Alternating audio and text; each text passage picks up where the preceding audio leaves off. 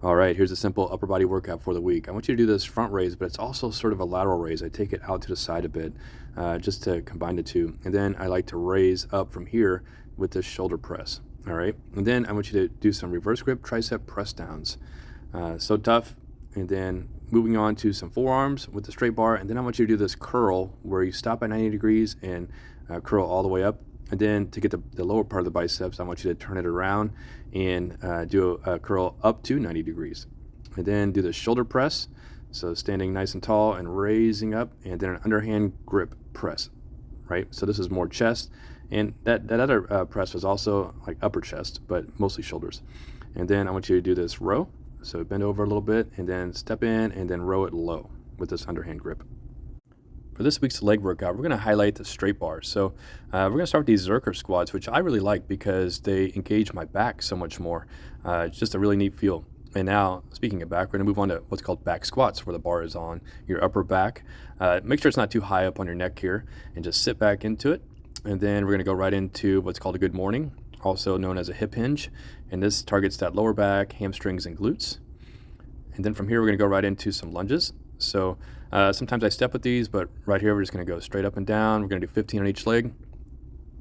Really squeeze those glutes each time.